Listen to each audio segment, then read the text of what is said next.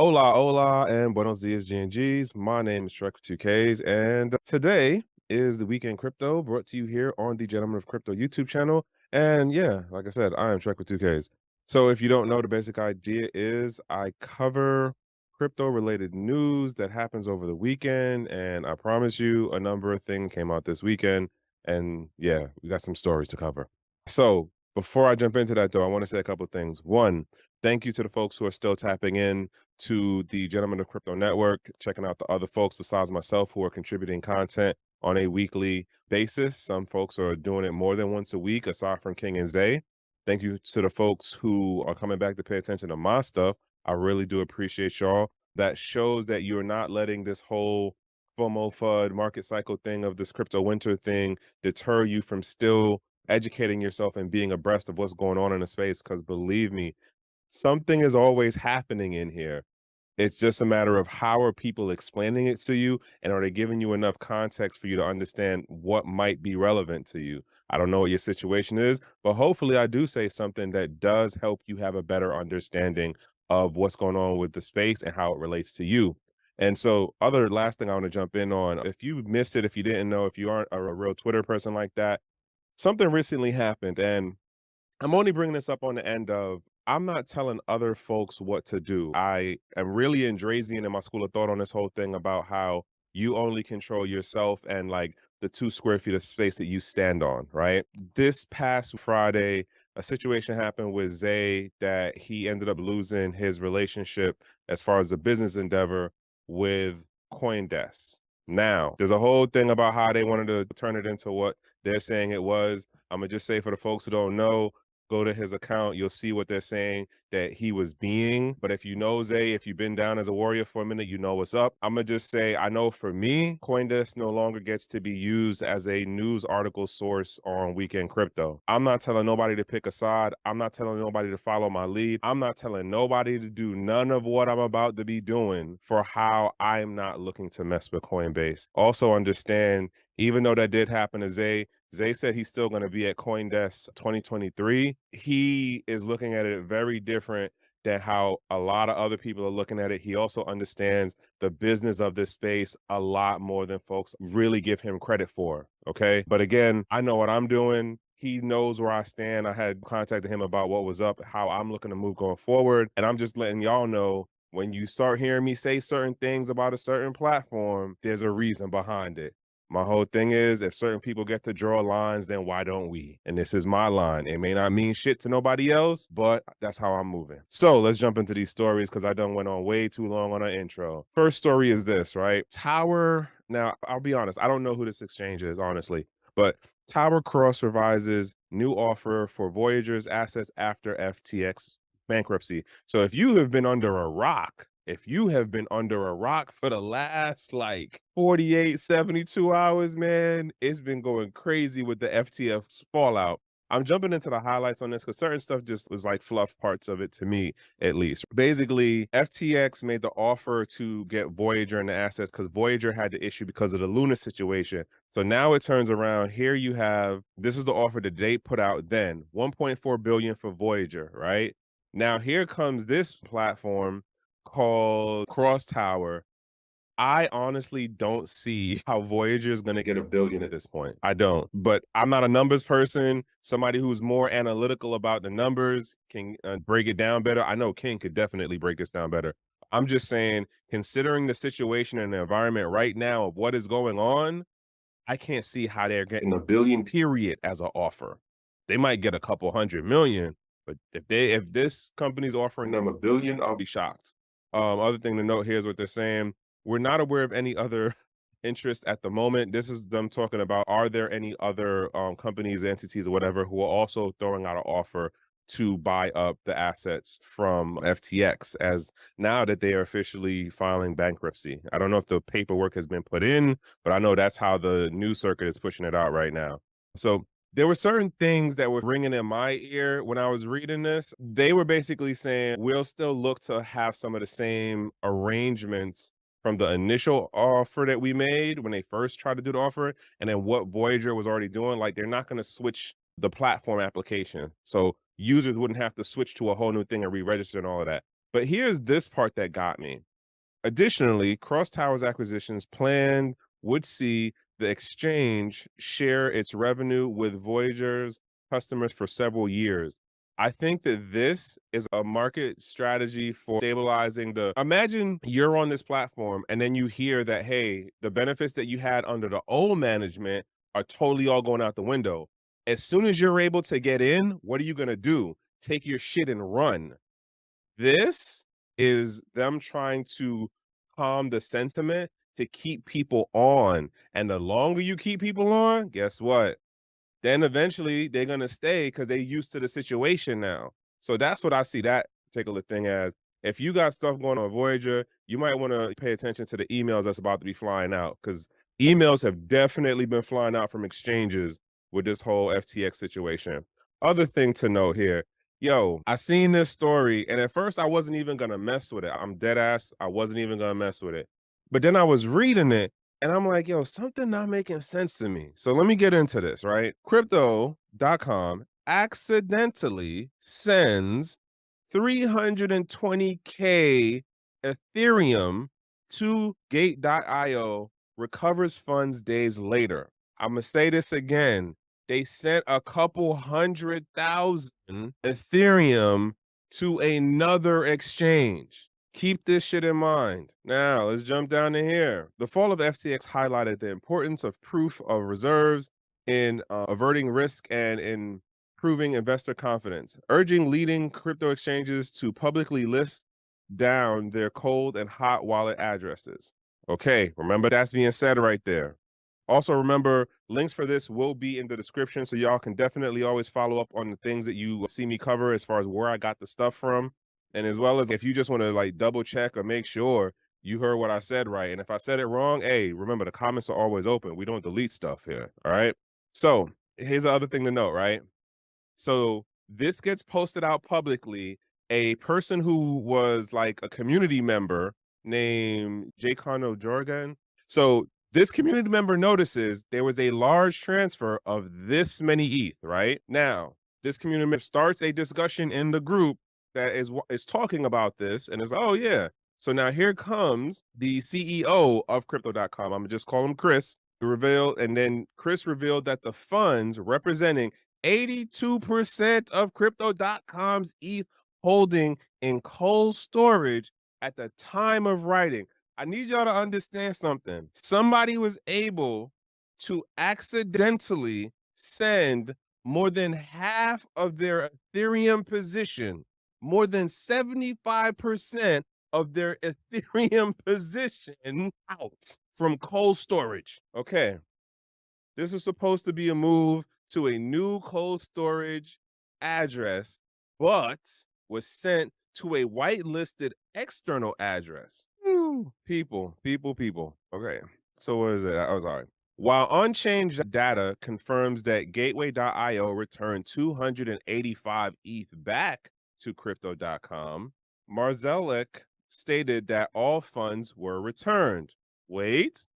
Further investigation showed that the missing 35,000 ETH was sent to a different address, which is yet to be confirmed by the crypto exchange.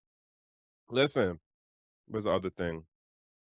This line right here too, and I want y'all to keep in mind for the rest of the stories that I'm talking about how nothing is said under oath and there's no legal obligations for any of the things that these folks say as commentators, as workers for the company, or as C-suite level folks. None of them are under oath for anything. We share the belief that it should be necessary for crypto platforms to publicly share proof of reserves. And here's this address that got URL shortened link. We'll be publishing our audit proof of reserves. This is where they're going to publish it. Again, you can follow this link up within the description to deep dive on this if you got stuff going on crypto.com. The other thing of what I want to get into, the why this don't make sense to me, and I don't know if this was lazy writing on the part of the writer or if I'm just missing something here and not understanding. Here's why I say this to you. If you use cold storage, that usually means you have a hard wallet involved, and there's usually a multiple step process to send something. You don't just swipe it and then it's gone. You have where you have to look at the address that you're sending to. You have where you have to confirm that it's the address. You have where you have to do, what is it? Enter, depending on what kind of hardware wallet you got, you might have to even enter in another PIN. So that means, at least if I'm understanding this right, because they were using a cold storage wallet, which they say they partner with with Ledger as their cold storage hardware wallet. We don't know exactly though.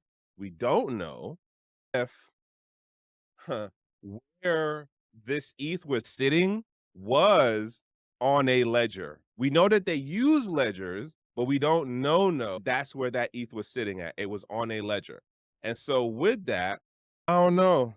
I think something else was going on. And then the other part that really bugs me out about this is they aren't explaining what happened to the other 32 ETH and what address that went to. I'm not telling folks financial advice. I'm just saying, remember that when these CEOs and founders have news clips and sound bites on stuff, they're not talking under oath. Their job is to make the market sound or keep the market calm so they can make their money before things go crazy, or at least keep things from going, quote, crazy.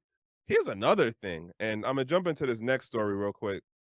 One of the things I've noticed between some of the Telegram groups I'm in and some of what I'm seeing on Twitter, it seems like there is maybe a collusion of efforts, maybe, but it's like there's a situation that people are trying to trigger bank runs, crypto bank runs on certain exchanges. Some of the things I've seen floating around, I'm kind of wondering that. Nonetheless, Imma just move on to this next story because I done wasted enough time on that. I'm beating the horse. Y'all just remember, I'm just some bald-headed guy on the internet, and sometimes the tinfoil hat be on a little too tight, okay? Especially when you see enough of these stories, man. So, FTX hacker identity discovered by Kraken Exchange team. If you do not know, FTX got hacked over the weekend. So if you was on FTX and you had stuff in there, not only were you not able to withdraw it, not only was Sam using your stuff to go leverage over in other places, somebody went in and was like, yoink, I'm out. But here's the stupidity of it, or at least here's how it's being framed, that this person was this, it's not intellectual, but this person was this bad. I don't even know exactly how to frame it, but basic idea is Nick, the CSO of Kraken Exchange, tweeted just an hour ago in response to Mario that the Kraken team now knows the identity of the user that hacked FTX. Explain to me, how could you take that much money and then think, let me go run to another centralized exchange where I KYC, sorry. The optics of all of this don't even make sense, y'all. So now this person here is talking about how this happened, right? And then they talk about this guy down here who's a crypto influencer person, and he makes the same thing of, this just sounds stupid. Like they were a clumsy hacker. This was some not even beginner level shit. Then we get to this person down here who is Tobias Silver, founder of Just Money, who did more of the actual deep diving work to figure out what was going on with FTX and the Tron crypto assets and how that stuff was moving around. So shout outs to the folks like Tobias, who actually is doing the community policing. Okay. Shout outs to that dude or person there. I don't know. Tobias might be a female. I don't know. But nonetheless, this did happen. And when I tell you the cascading ripple effect of how this thing is falling out, and then just what is being presented as the story, it is mind-blowing to me, some of this stuff. Hopefully they get things figured out, but honestly, once they file for Chapter 11, if you's a regular, everyday, average Joe, my level, like nobody big whale level on that exchange, you ain't gonna see nothing for a hot minute if you see anything at all. Just saying. Watch when we get into next year and the regulations really come down, because they ain't gonna wrap this up before the end of the year. Next joint, crypto exchange Uphold launches debit card with XRP rewards. So I have to say, I was definitely surprised that they still went and launched this campaign, considering it came out on Friday and then everything that was going on during the week with FTX and the questions that are being thrown around now about centralized exchanges, the whole not your keys, not your cheese, and Uphold is 100% KYC, not your keys, not your cheese, third party custodial wallet. And so I thought it was interesting and really brave of them to do this. I do wonder how the adoption is going to work out. So basic idea here is Popular Exchange Uphold has announced the launch of a new crypto linked debit card for customers in the UK, offering them reward rates of up to 4% in the XRP digital currency. So let me just let y'all know it's going to be across the pond first to the UK folks, and then there's going to be an American version. They say that it's supposed to be by the end of this month. I don't know if that's going to work out. Like I said, especially with this stuff that's falling out right now, they may have to delay this. We'll see. We'll see. The document notes that the reward for using the debit card are accrued in fiat currency, GBP for UK users and USD for US users. The payout in XRP with no transactions or membership fees being charged. This line right here, again, that's a growth hack tactic where it's like once and someone figured out these numbers, someone had to. Once you get enough of the market adoption of users being accustomed to using it and normalizing accepting that XRP reward, you get a certain user base amount. And then at a certain point, you're like, hey, in 6 months, in 3 months, in 9 months, you would probably go out as far as 9 months, but like 6 months, 3 months, hey, terms of service is going to change. We're going to start implementing a fee, or we're going to start charging you on transactions. One of these two things are going to happen, but if this actually runs and makes it, that will eventually change. At least that's how I understand and seen the patterns of things like this. Nonetheless, though, we do have to say kudos for this being a method of mass adoption, and kudos to Uphold, kudos to XRP, but at the same time, not necessarily a fan of this because all we're doing is putting ourselves more in the situation of you don't control your keys, you don't actually have the cheese. As they say, not your key, not your cheese. And I just find it really weird that they're doing this at this particular time. What was the other thing? Yeah, none of the other stuff really mattered to me. But this line that who said this? I forgot who said it. The CEO said it. Sorry. Let me actually say this part first. The card, according to the document, will first be available in digital form before a physical card is launched later this year to be used for payments and at MasterCard ATM machines throughout the world. The card supports both Apple Pay and Google Pay. So yeah, it's going to be working out for folks. Other thing to note, this is what the CEO said. We want our customers to be able to easily spend the crypto in their accounts for purchases everywhere in the world and even XRP rewards with every and earn XRP rewards with every purchase, making Uphold a central point of their financial lives. That's exactly what the Uphold card delivers.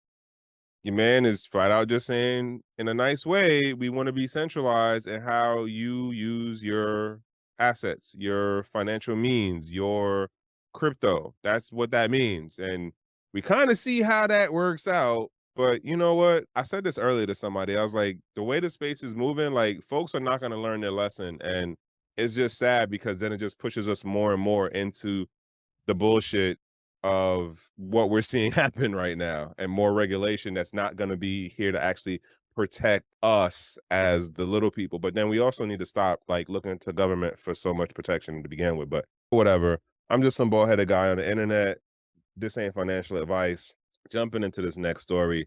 U.S. lawmakers claim Sikh chair Gary Gensler was trying to help FTX obtain regulatory monopoly over crypto. So Minnesota Representative Tom Emmer says his office is looking into allegations of a conspiracy between the U.S. Securities and Exchange Commission chairman. According to Emmer, his office received reports that the Sikh chair Gensler was helping FTX and its CEO Sam Bankman-Fried acquire a regulatory monopoly in the crypto space. Interesting. Gensler runs to the media while reports to my office allege he was helping SBF and the FTX work on legal loopholes to obtain a regulatory monopoly. Now, I'm gonna put this in the context of I don't know who this dude is as far as the representative from Minnesota, Mr. Emmer. Also, 8 times out of 10, he could just be grandstanding and have an axe to grind against Gary Gensler, or he might not give two shits about Gensler and just be like, yo, I need to make this re-election situation happen. And right now, bruh, like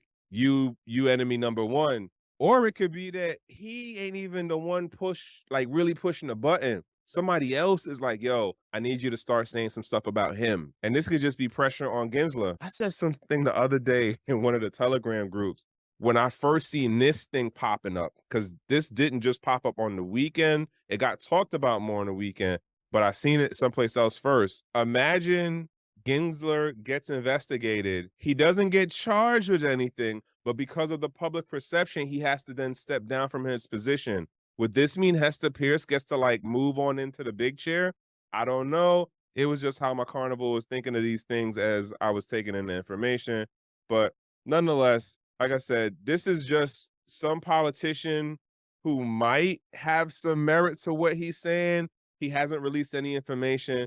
This is the things that's happening in the space. And I guess we'll see how the rest of this week, this month play out. Go from there. All right.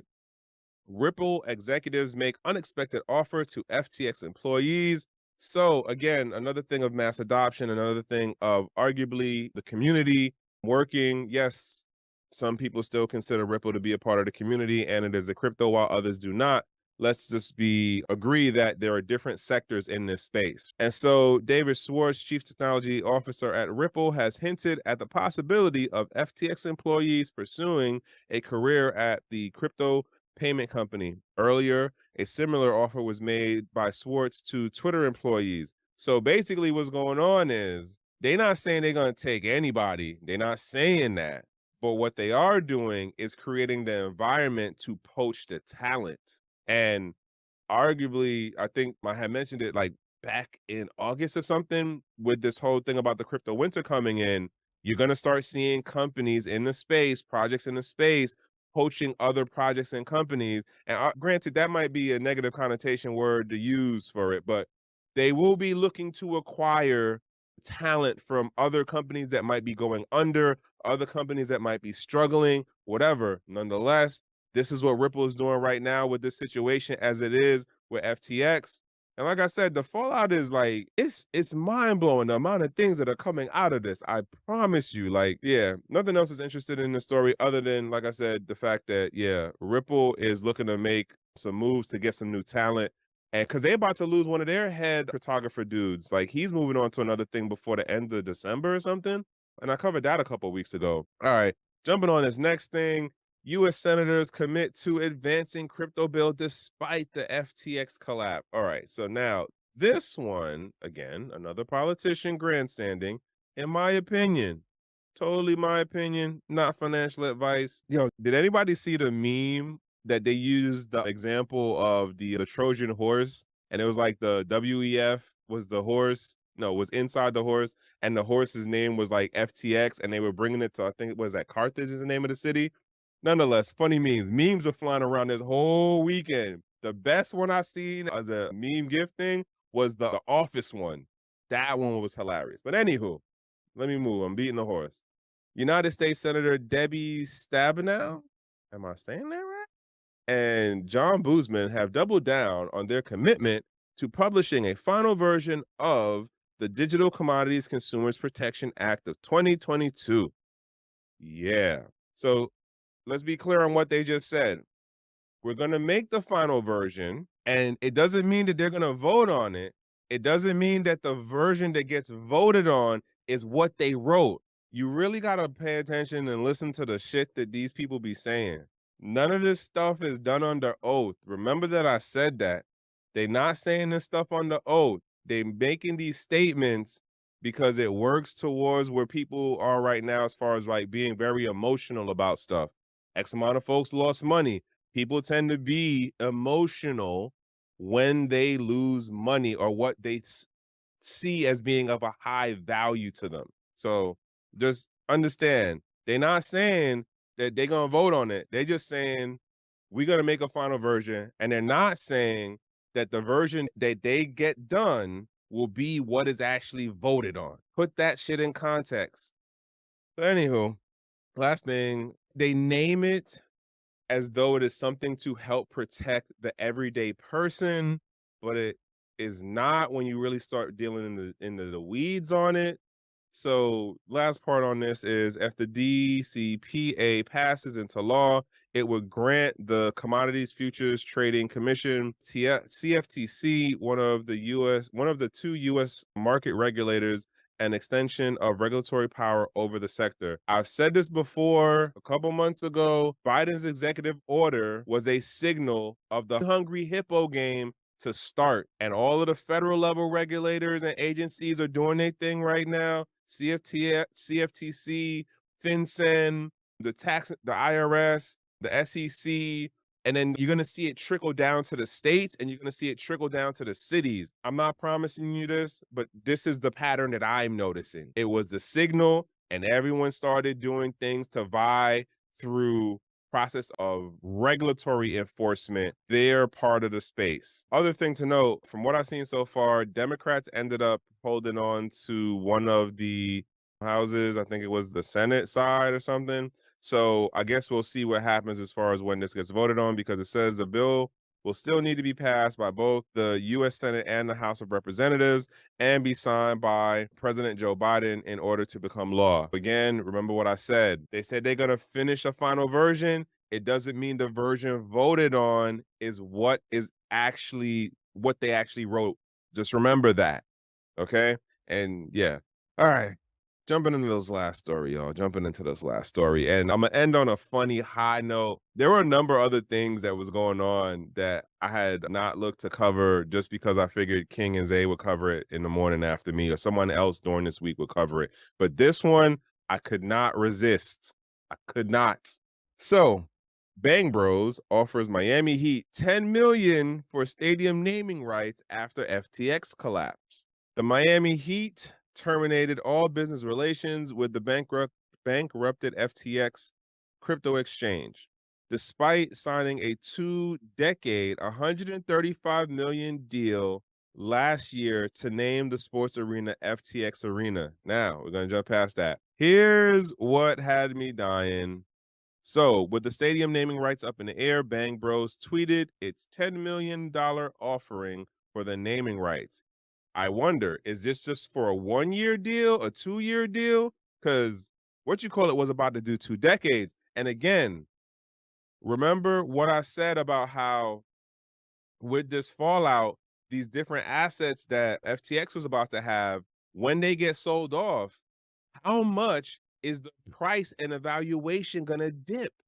Like I said with Voyager, like them getting $1 billion now, I don't see it. The same thing going on here with the arena for Miami Heat.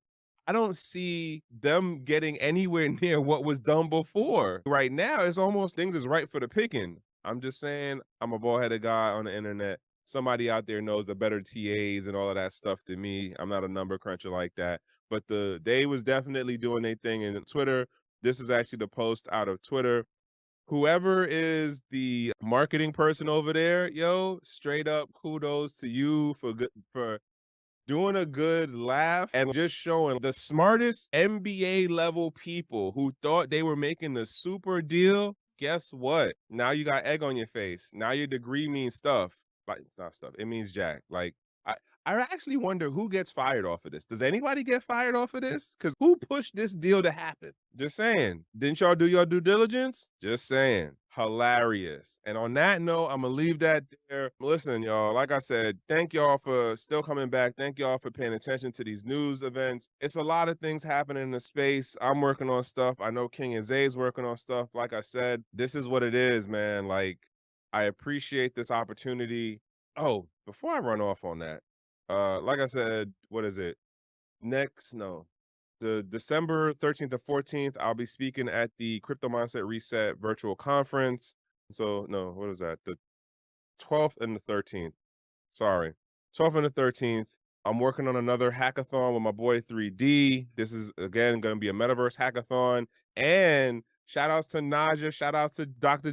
Jamal Montgomery. Them folks is helping us get the pot bigger. So if you do the hackathon, you win in more Bitcoin and you win in a plot in the metaverse space. And we got some swag stuff to give out too. So I just want to say shout outs to them. What else? What else? If you want to know more about that, just hit me up on Twitter. Yeah, it works. Or find me on the Builder DAO account. And yeah, man, like those are the things happening right now. But I'm gonna close it out and say have a productive over busy day, have a productive over busy week. If you're not having either one of those things, at least be in a good space and in a safe place. All right, y'all. One.